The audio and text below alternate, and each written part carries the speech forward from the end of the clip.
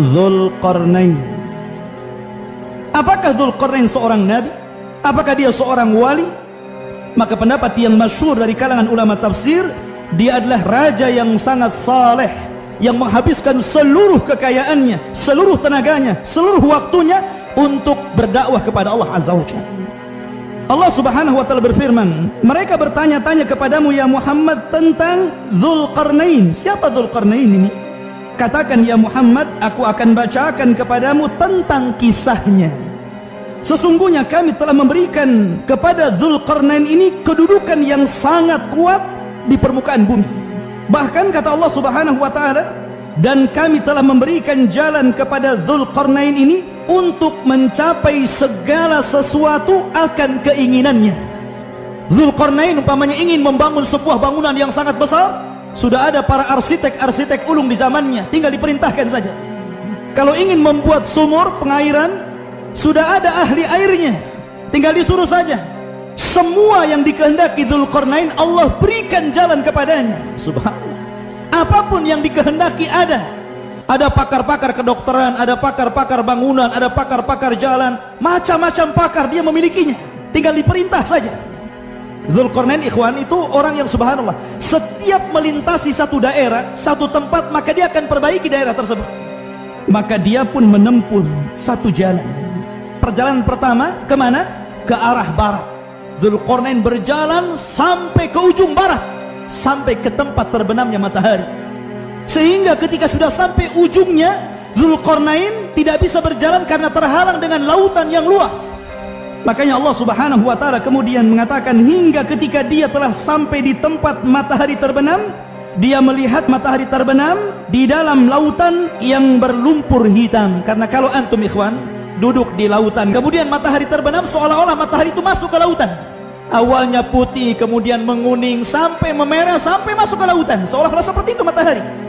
Sampai akhirnya dia mendapati di ujung terbenam matahari sebuah kaum yang mereka kehidupannya menangkap ikan di situ.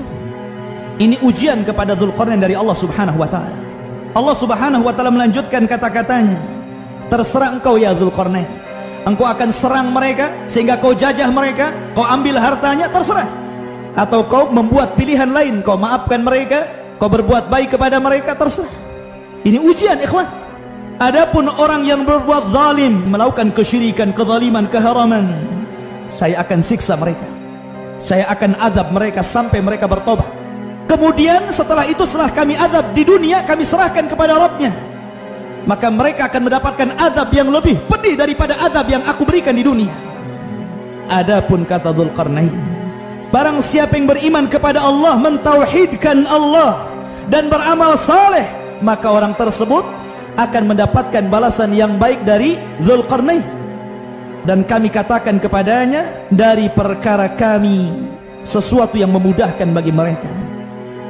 Ma'asyiral muslimin, ini perjalanan pertama. Kemudian Dzulqarnain pun mengikuti jalan lain. Sekarang arahnya berbeda, ke arah timur, ke arah terbitnya matahari. Sehingga ketika Dzulqarnain terus berjalan, memperbaiki satu daerah ke daerah berikutnya, memperbaiki kota ke kota berikutnya, sampai kepada ujung matahari terbit, maka diperlihatkan kepada Dzulqarnain sebuah kaum yang kami tidak jadikan kepada mereka, antara mereka dengan matahari tidak ada pelindung. Artinya mereka kaum yang gak punya rumah, mereka tidak tahu cara buat rumah. Ada yang mengatakan bahwa mereka tidak berpakaian, sebagaimana kalau antum melihat orang pedalaman, ya kan? Maka Dzulqarnain pun kemudian membangun tempat tadi, memerintahkan para muhandisun, para insinyurnya untuk membuatkan rumah kepada mereka, mengajarkan cara berpakaian, sampai akhirnya tempat tersebut menjadi tempat yang makmur dengan kedatangan Dzulqarnain. Kemudian dia menempuh sebuah jalan lain. Ini sudah dua jalan ya. Dia sudah berjalan ke arah terbenam matahari, kemudian berjalan ke arah terbitnya matahari. Sekarang mereka berjalan menuju utara sampai ujung, hingga ketika dia sampai di antara dua gunung yang sangat besar, didapatinya di belakang kedua gunung tersebut ada sebuah kaum yang hampir tidak bisa dipahami bahasanya, nggak bisa dipahami. Sampai Imam Ibnu Katsir rahimahullahu ta'ala menjelaskan sampai Dzulqarnain membutuhkan 10 penerjemah Ternyata keinginan mereka apa? Wahai raja yang adil Dzulqarnain, sesungguhnya Ya'juj dan Ma'juj adalah makhluk yang merusak bumi. Maka bolehkah kami membayarmu, memberikan imbalan agar engkau membuatkan dinding penghalang antara kami dan mereka? Jadi kaum ini, Ya'juj dan Ma'juj itu keturunan Yafis ibn Nuh. Mereka adalah jahat semuanya, di mana jumlah mereka sangat banyak. Perbandingan mereka dengan kita 999 dari mereka, 1 dari antum. Itu bisa bayangkan, banyak sekali. Sampai ketika mereka diazab oleh Allah dengan ulat yang masuk ke hidungnya, kemudian mewafatkan seluruhnya dalam sekali wafatan. Jadi satu mati semua mati gitu kan. Sampai tiap jengkal di bumi ada bangkainya. Jadi Ya'juj dan Ma'juj suka mengganggu kaum tadi. Dan ingat, Ya'juj dan Ma'juj ini ahli tafsir banyak yang mengatakan yang dimaksud merusak bumi itu maksudnya mereka suka membunuh. Bukan hanya membunuh, tapi juga memakan bangkai orang yang dibunuhnya. Kanibal. Bahkan tidak ada tempat yang hijau kecuali akan kering.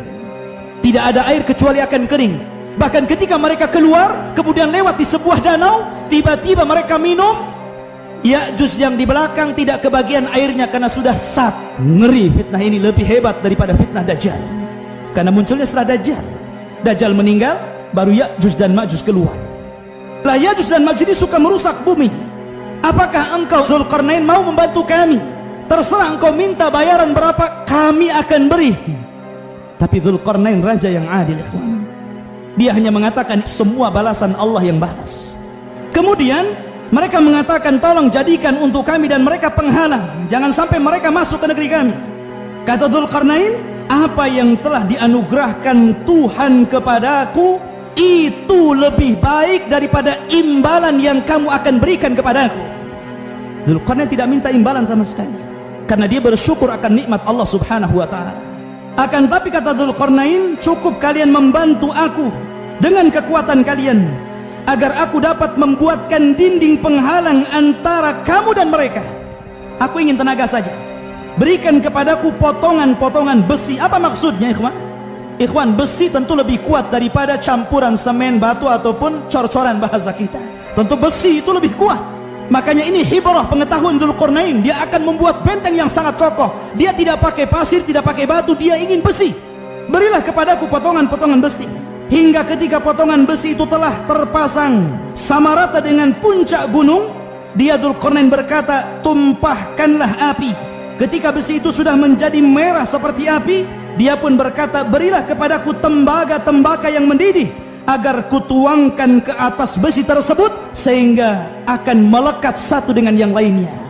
Ini dicucurkan tembaga yang sudah mencair, kemudian dituangkan sehingga besi satu dengan yang lainnya merapat, kuat, kokoh, tidak bisa ditembus oleh siapapun, hatta oleh Ya'juj yang sangat kuat. Karena Ya'juj itu kuat, kenapa? Karena Rasul yang mengatakan tidak bisa memerangi mereka dan tidak bisa diperangi, tidak bisa dibunuh. Sehingga Isa terpaksa dengan pasukannya sembunyi di balik bukit Tur. Kenapa? Karena nggak sanggup melawan mereka. Karena Allah yang mengatakan mereka tidak bisa diperangi, tidak bisa dibunuh. Macam mana cara memeranginya? Sehingga mereka hanya bisa sembunyi saja. Sebab kalau mereka tampak, mereka akan dibunuh, dimakan. Akhirnya kemudian, maka mereka Ya'juj dan Ma'juj tidak dapat mendakinya dan tidak pula melobanginya. Karena setiap hari Ya'juj dan Ma'juj, ikhwan, dia berusaha melubangi supaya bisa keluar. Itu setiap hari. Ketika terbit matahari mereka keluar, mereka buat gua supaya bisa keluar. Ketika sudah terbenam, mereka kembali ke tempatnya, besoknya tutup lagi. Kenapa mereka seperti ini? Karena kepala mereka, arsitek pembuat guanya ini, selalu mengatakan besok kita kerja lagi tanpa mengucapkan insya Allah. Sekali lagi, insya Allah ini penting. Jangan antum katakan membuat janji kepada seseorang kemudian antum tidak mengatakan insya Allah, walaupun antum sudah pasti besok datang. Karena kalau Allah menghendaki antum tidak bisa datang, tidak akan datang. Katakan insya Allah. Makanya ketika yang terakhir di akhir zaman, pemimpin arsitek gua ini dari kalangan Ya'juj dan mengatakan besok kita kerja insya Allah. Ternyata betul jebol dan mereka keluar di akhir zaman.